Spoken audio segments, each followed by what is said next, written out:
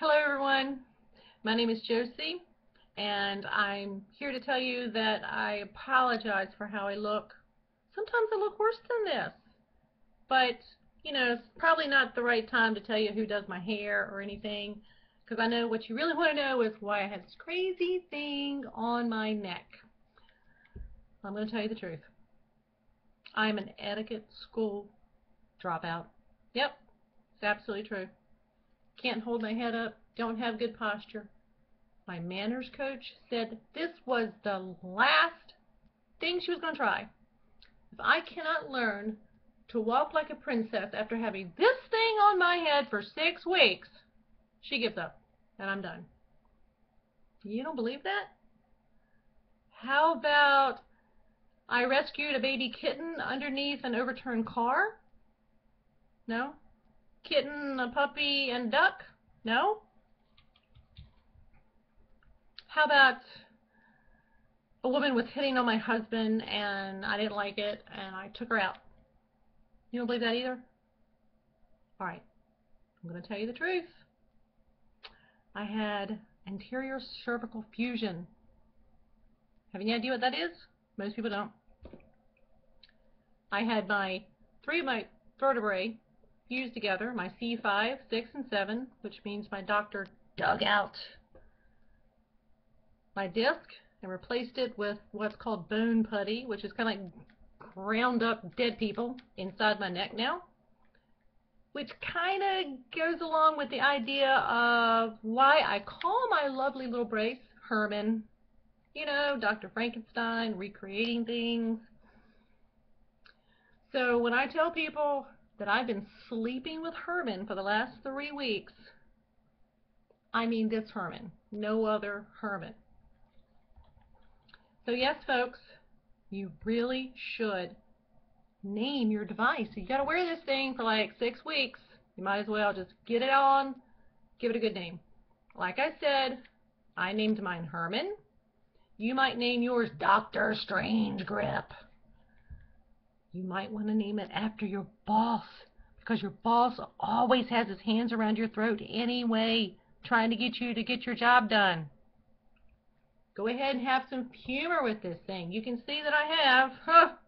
Gotta have a little humor.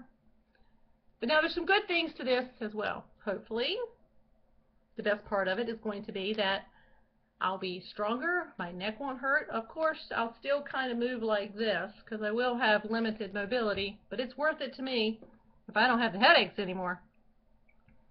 But you know, when you're at the grocery store and people let you go ahead, or you're waiting to get on the elevator and they say, "Oh, you first, go ahead." Or you're going into a store and a car sees you and they slam on brakes and change aisles so they can completely avoid the person in the neck brace. Completely worth it.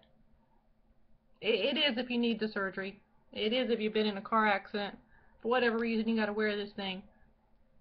And I'm going to tell you that after this morning, I want to tell you that you got to be having a conversation with your loved ones, because you can't drive when you're wearing your own personal Herman.